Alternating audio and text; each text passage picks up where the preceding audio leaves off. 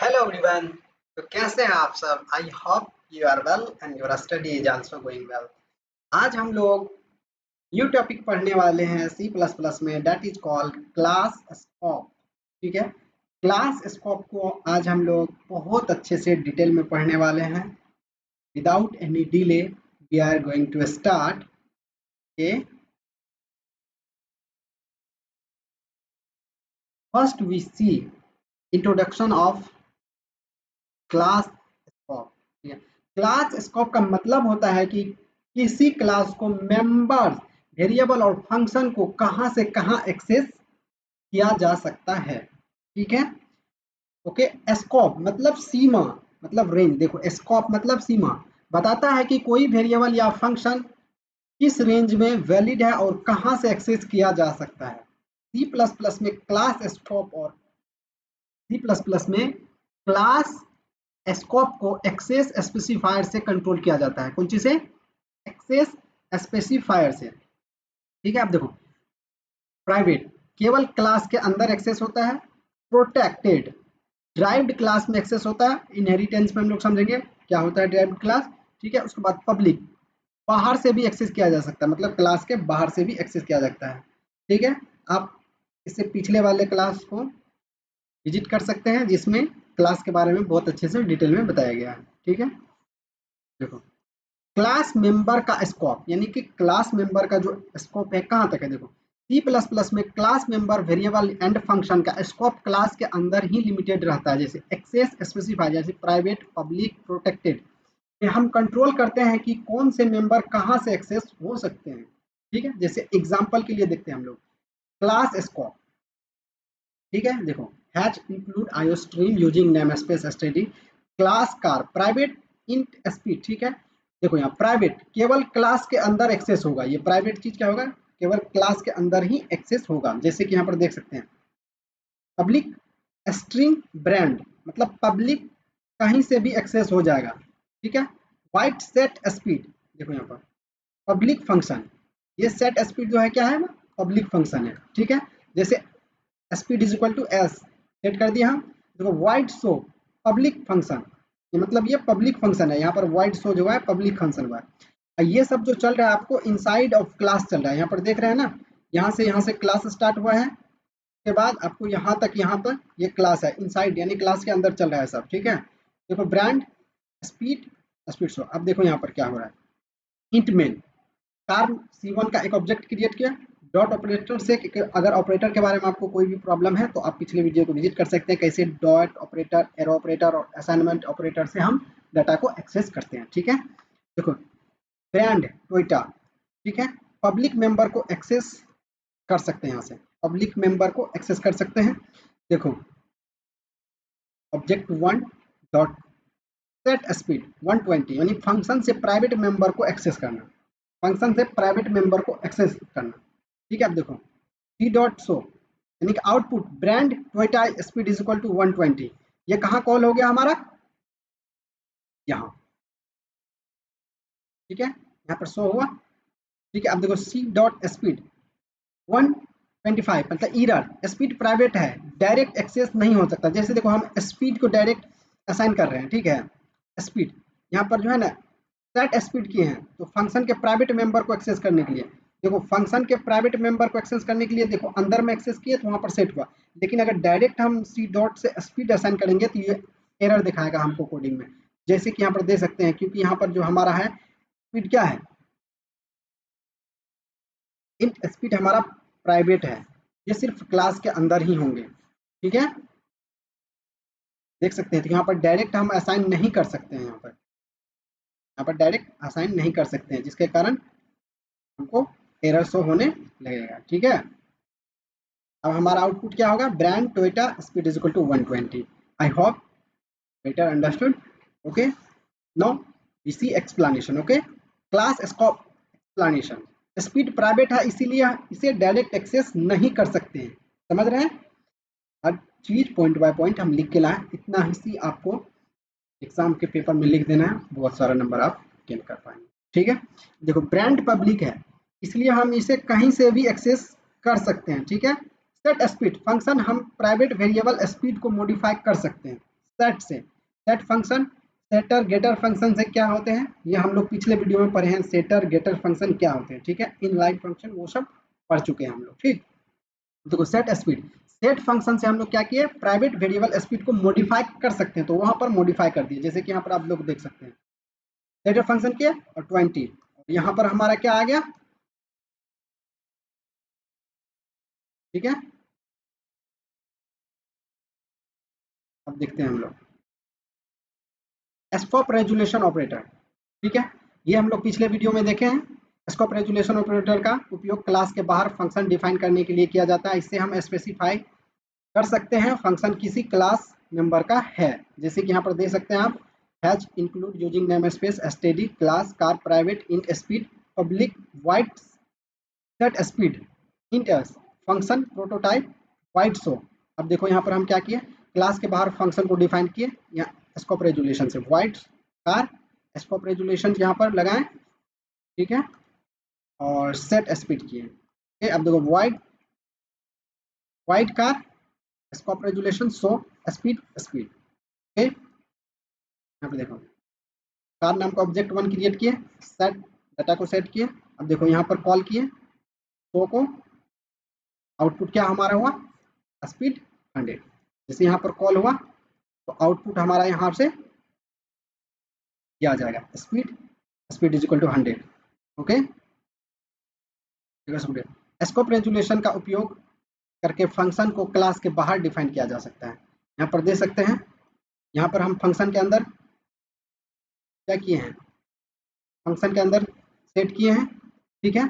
यहाँ पर scope resolution के थ्रू हम क्या किए, बाहर में डिफाइन कर दिए कार शो के थ्रू, ठीक है। आई होप यू अंडरस्टूड, ठीक।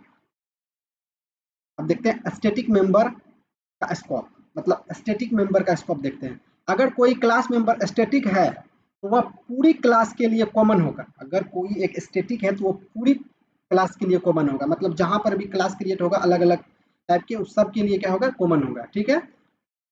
और उसका स्कोप पूरे प्रोग्राम में वैलिड रहेगा, मतलब वो पूरे प्रोग्राम में वैलिड रहेगा स्कोप। स्टैटिक मेंबर वेरिएबल को एक बार इनिशियलाइज करना पड़ता है, मतलब इसको बार बार इनिशियलाइज नहीं करना पड़ता, एक ही बार इनिशियलाइज करना। जैसे देखो using name space static class counter public static int count, static int count अब एक बार असाइन कर दिए, अब इसको बार बार असाइन करने की जरूरत नहीं है, हर एक क्लास में एक्सेसिबल होगा। जैसे यहाँ पर हम लोग देख सकते हैं एग्जाम्पल के थ्रू, स्टैटिक वेरिएबल क्लास स्कोप में रहेगा।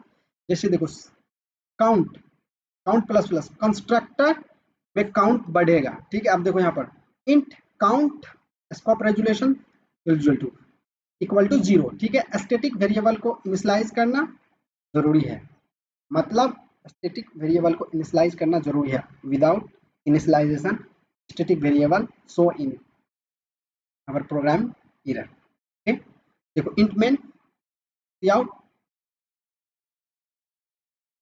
काउंटर C1 C2 C3, ठीक है। टोटल ऑब्जेक्ट क्रिएटेड रेजुलेशन, ठीक है। देखो टोटल ऑब्जेक्ट क्रिएटेड कितने, 3 ऑब्जेक्ट क्रिएट किया गया, यहाँ पर काउंट कर दिया, यहाँ पर काउंट प्लस प्लस हुआ और ये काउंट हो गया। आई hope you easily understood with the help of example. If you have any doubt, please comment in this video, okay, I will try to reply with you, okay.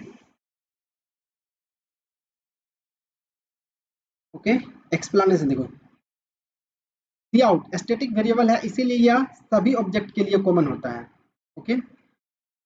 हर बार नया object बनाने पर count बढ़ता जाएगा, समझ रहे हैं ना, यही बात है यहाँ पर, हर एक बार नया ऑब्जेक्ट बनाने पर काउंट बढ़ता जाएगा, ठीक है। Next topic local scope vs class scope, ठीक है। अब देखो लोकल स्कोप का मतलब है कि वेरिएबल या फंक्शन सिर्फ उसी ब्लॉक के अंदर वैलिड होगा, यानी कि इस कोई ब्लॉक है तो इसके अंदर वैलिड होगा। क्लास स्कोप का मतलब होगा वेरिएबल फंक्शन पूरी क्लास के अंदर वैलिड होगा, जैसे हम लोग एक एग्जांपल के थ्रू समझते हैं, ठीक है। अब देखो class test private int x 10 यानी कि क्लास स्कोप, ये इंट एक्स जो है हमारा क्या हो गया, क्लास स्कोप हो गया। जैसे कि यहाँ पर देख सकते हैं ये क्लास स्कोप हो गया। Wide public wide so int x equal 20। ये देखो लोकल स्कोप फंक्शन के अंदर ये सिर्फ किसी, ये देख रहे हैं यहाँ पर ब्लॉक, ये ब्लॉक के अंदर ही रहेंगे ये, ठीक है। सी आउट क्लास एक्स, इस एरो ऑपरेटर के थ्रू हम यूज किए उसको क्लास स्कोप, ठीक है। अब यहाँ पर हमको क्या शो होगा, यहाँ पर 10 शो होगा और इस एक्स की जगह हमको क्या शो होगा, 20 शो होगा, ठीक है। तो देख रहे हैं अभी कैसे कॉल हो रहा है, ठीक है। अब देखो यहाँ पर इंट मेन टेस्ट टी नाम का एक ऑब्जेक्ट क्रिएट किया, टी डॉट, तो यहाँ पर गया कॉल हुआ, जैसे कॉल हुआ तो यहाँ पर हमको एक्स ये 20 और ये हमको कितना देगा 10। तो आप देख सकते हैं आउटपुट में लोकल 20 और क्लास एक्स इक्वल टू 10।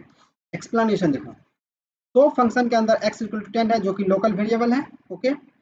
इस तरह से आप अगर एग्जाम में लिखते हैं तो I guaranteed you to really achieved 100% of mark city paper, okay.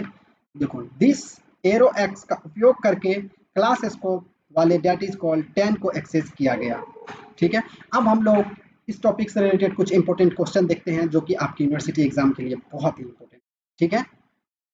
First question, what is class scope in C plus plus, अभी तुरंत आप लोग ने पढ़े हैं, ठीक है। क्लास स्कोप का मतलब है कि क्लास मेंबर वेरिएबल फंक्शन के अंदर कहाँ से एक्सेस किया जा सकता है और कैसे एक्सेस किया जा सकता है, ठीक है। जैसे प्राइवेट सिर्फ क्लास के अंदर, protect public scope resolution operator का उपयोग क्लास के बाहर फंक्शन डिफाइन करने के लिए किया जाता है। जैसे देखो what is difference between local scope and class scope, this is the most important question, okay. देखो डिफिनेशन केवल ब्लॉक के अंदर वैलिड होता है लोकल, ये पूरी क्लास के अंदर एक्सेसिबल होता है, ठीक है। अब देखो एक्सेस सिर्फ ब्लॉक के अंदर पूरे क्लास में, ठीक है। डिफिनेशन देखो लाइफ टाइम फंक्शन खत्म होने पर इसका लाइफ खत्म हो जाता है, लेकिन ऑब्जेक्ट के साथ रहता है, जब तक ऑब्जेक्ट के साथ है तब तक ऑब्जेक्ट के साथ रहता है। जैसे एग्जांपल दिखा देंगे हम लोग, इंट एक्स इक्वल 10 फंक्शन के अंदर, इंट एक्स इक्वल 20 क्लास के अंदर, ओके। नेक्स्ट क्वेश्चन देखते हैं, difference between structure and class feature. देखो डिफॉल्ट एक्सेस पब्लिक, ये क्लास में क्या होता है, प्राइवेट होता है। इनकैप्सुलेशन लॉ होता है, इसमें हाई होता है। यूज केस स्मॉल डाटा होता है, इसमें लार्ज प्रोग्राम होता है, ठीक है। बस इतनी जो बात लिखना है, 4 पॉइंट्स होता है, ठीक है। अगर और ज़्यादा कुछ एक्सेस करना है तो इसमें कर देंगे कि ये क्या होता है हमारा, ये यूजर डिफाइंड होता है, यूजर डिफाइंड होता है, ये भी यूजर डिफाइंड होता है, ठीक है। ये ब्लूप्रिंट होता है, इसको क्लास को कहीं से भी एक्सेस कर सकते हैं, स्ट्रक्चर को इसमें कोई स्पेसिफायर नहीं होता है, इसमें स्पेसिफायर होता है, जैसे पब्लिक, प्रोटेक्ट के बाद प्राइवेट, इस टाइप से कह सकते हैं, ओके। ये सब पॉइंट आप इजीली अंडरस्टूड हो चुके हैं, ओके। नेक्स्ट क्वेश्चन देखते हैं हम लोग, what is the difference between shallow copy and deep copy. ये मोस्ट इंपोर्टेंट क्वेश्चन है आपको क्लास एंड स्ट्रक्चर के, तो इसको भी हम लोग देख लेते हैं कि शैलो कॉपी और डीप कॉपी में क्या अंतर होते हैं। आपको अगर आए यूनिवर्सिटी में तो यूजुअली लिख सकते हैं। जैसे डिफिनेशन देखते हैं, केवल मेमोरी एड्रेस कॉपी करता है कौन, shallow copy, new memory allocate करके डाटा कॉपी करता है। डीप कॉपी क्या करता है, न्यू मेमोरी एलोकेट करके डाटा को क्या करता है, कॉपी करता है। देखो effect on original object, effect on original object, देखो चेंज इफेक्ट ओरिजिनल ऑब्जेक्ट किसमें, शैलो कॉपी में। Change do not effect original object, यानी कि चेंजिंग जो करेंगे तो वो ओरिजिनल ऑब्जेक्ट को इफेक्ट नहीं करेगा। इम्प्लीमेंटेशन देखो डिफॉल्ट असाइनमेंट ऑपरेटर होता है इसमें, इसमें देखो कस्टम असाइनमेंट ऑपरेटर ओवरलोडिंग, इसमें कस्टम ऑपरेटर असाइनमेंट ओवरलोडिंग होता है, ठीक है। अब देखो इसका यूज, यूज केस क्या होता है, simple object, object with dynamic memory location, okay. And thank you for watching this video, and please subscribe my YouTube channel and also share your friends, and thank you again for watching this video. मिलते हैं next video में, okay. तब तक के लिए bye bye.